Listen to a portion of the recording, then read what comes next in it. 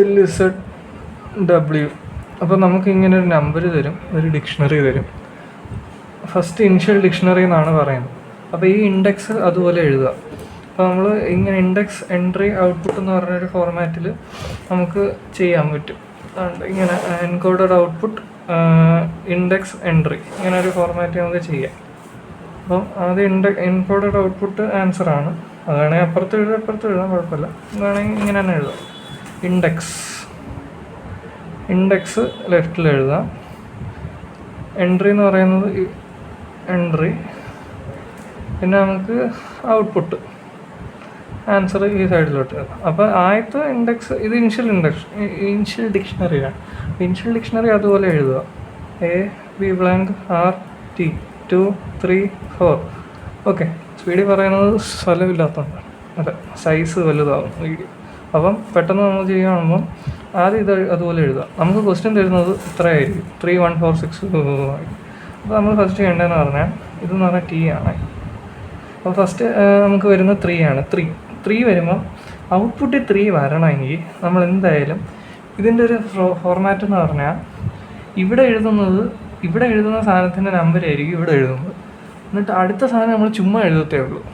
അത് എൻകോഡ് ചെയ്യാൻ പോകുന്ന സംഭവം എന്ന് പറഞ്ഞാൽ ഈ എൻട്രിയിൽ റൈറ്റിൽ കിടക്കുന്ന സാധനം രണ്ടാമത്തെ ലാസ്റ്റ് ക്യാരക്ടർ എൻകോഡ് ചെയ്യാൻ പോകുന്ന സംഭവമാണ്.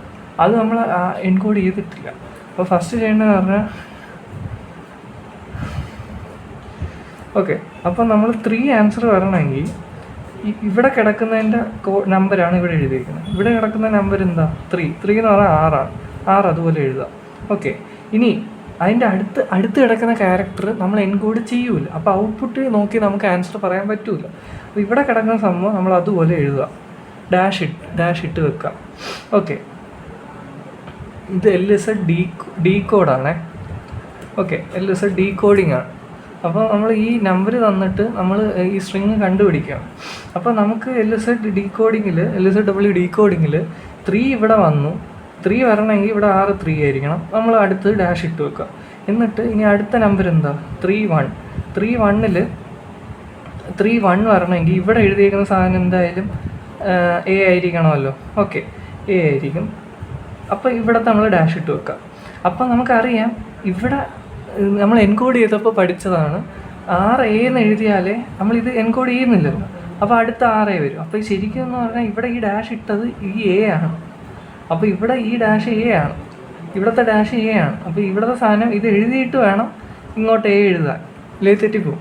ഞാൻ ഇങ്ങനെയാണ് ഒരു ട്രിക്ക് പഠിക്കുന്നത്. അടുത്ത ഡാഷ് ഇടുക. അടുത്ത നമ്പർ ആൻസർ ക്വസ്റ്റ്യൻ 4 ആണ്.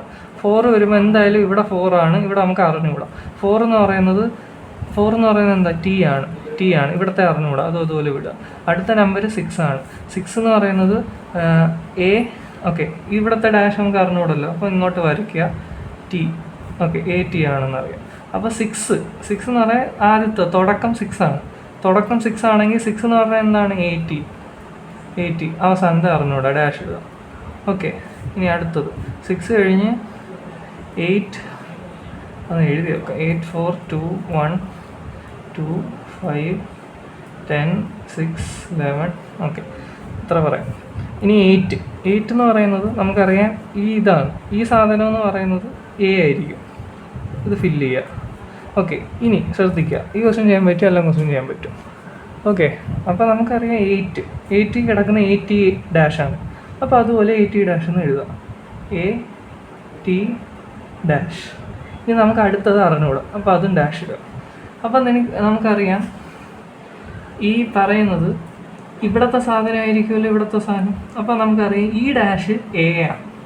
അപ്പോൾ നമ്മൾ 80 ഡാഷ് എന്ന് എഴുതിയത് ഇത് തിരിച്ച് ഇങ്ങോട്ട് വരും, A വരും. മനസ്സിലായി? നമ്മൾ 80 ഡാഷ് എഴുതിയത് നമ്മൾ അതുപോലെ എഴുതി 80 ഡാഷ്. ഈ ഡാഷ് അടുത്തതിൻ്റെ ഡാഷാണ്. ഓക്കെ, 80 ഡാഷ് അതുപോലെ എഴുതി നമുക്ക് അറിഞ്ഞുകൂടാ.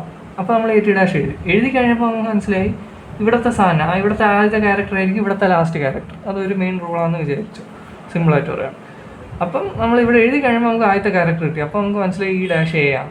അപ്പോൾ ഈ ഡാഷ് A ആണെങ്കിൽ എന്തായാലും ഈ ഡാഷും A ആയിരിക്കും. ഇനി ഈ ഡാഷ് നമുക്ക് അറിഞ്ഞുകൂടാ, അതുപോലെ കിടക്കട്ടെ. ഓക്കെ, ഇനി അടുത്തത് 4 ആണ്. 4 വന്നു കഴിഞ്ഞാൽ T ആണ്.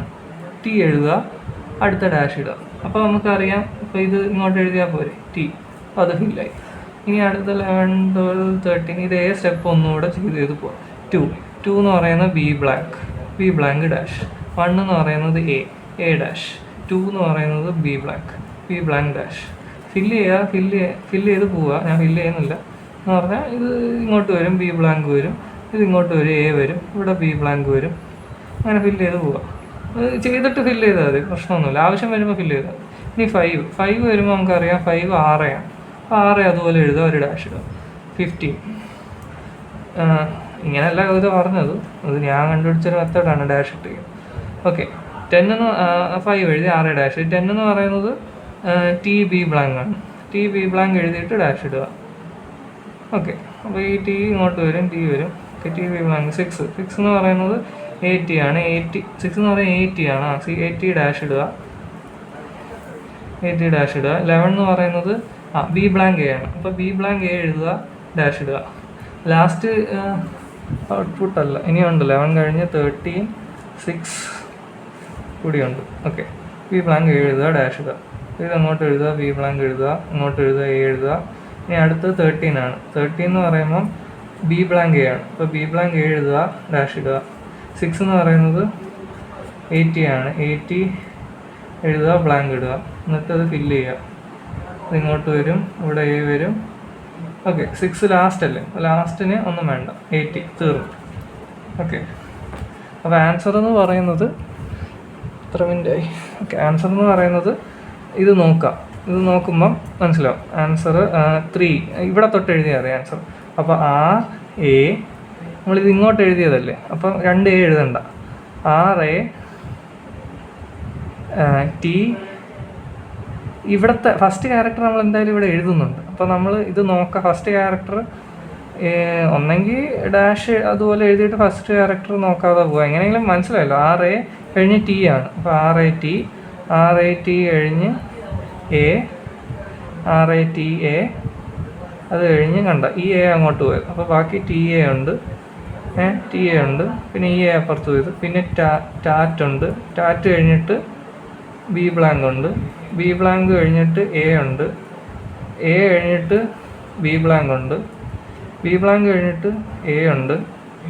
A കഴിഞ്ഞിട്ട് ഓക്കെ, എന്തോ പ്രശ്നമുണ്ട്.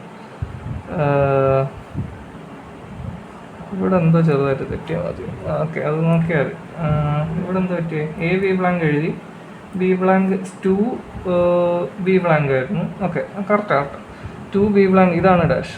ഓക്കെ, ഇത് ഡാഷാണ്. അപ്പോൾ ഇവിടെ വരുമ്പോൾ RAT എങ്ങനെയാണ്? 5 എന്ന് പറയുന്നത് RA ആണ്. ഓക്കെ, ഇവിടെ A എഴുതിയിട്ട്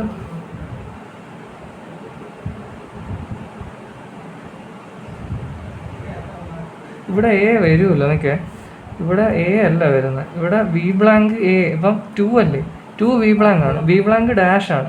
ബി ബ്ലാങ്ക് ഡാഷിൽ ഇവിടുത്തെ സാധനമാണ് ഇവിടെ എഴുതേണ്ടത്, 6 ആണ് എഴുതേണ്ടത്. ഓക്കെ, തെറ്റിപ്പോയത്.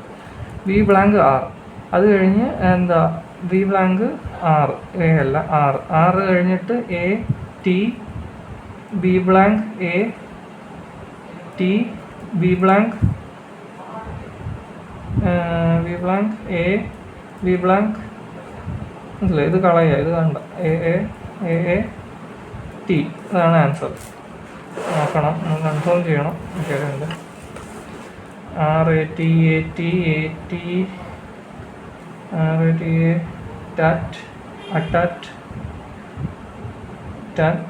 അറ്റാറ്റ് ബാബു റാറ്റ് ബാറ്റ് ബാബു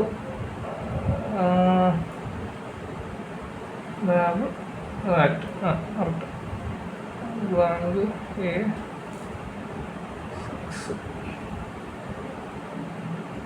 ഓക്കെ, തെറ്റെന്ന് തോന്നുന്നു. AT കഴിഞ്ഞ് 19th വന്നത് AT. ബി ബ്ലാങ്ക് 6 ആണ് കേട്ടോ. ഇവിടെ ബി ബ്ലാങ്ക് A കഴിഞ്ഞിട്ട് ഈ 30 എന്ന് പറയുന്നത് ബി ബ്ലാങ്ക് 6 ആയിരുന്നു. ഓക്കെ, ഞാൻ എഴുതിയത് തെറ്റിപ്പോയതാ. 30 എന്ന് പറയുന്നത് കണ്ട, ഇവിടെ 30 എന്ന് പറയുന്നത് ബി ബ്ലാങ്ക് 6 ആണ്. 13 ബി ബ്ലാങ്ക് 6 ആണ്. 13 ബി ബ്ലാങ്ക് 6 എഴുതി. അപ്പോൾ ബി ബ്ലാങ്ക് 6 ആണ് ആൻസർ. ഇവിടെ 6 ആണ്, തെറ്റിപ്പോയതാ. Okay, B blank 6 AT. B blank 6 AT. ഇതാണ് റാറ്റ് ഇതാണ് ആൻസർ.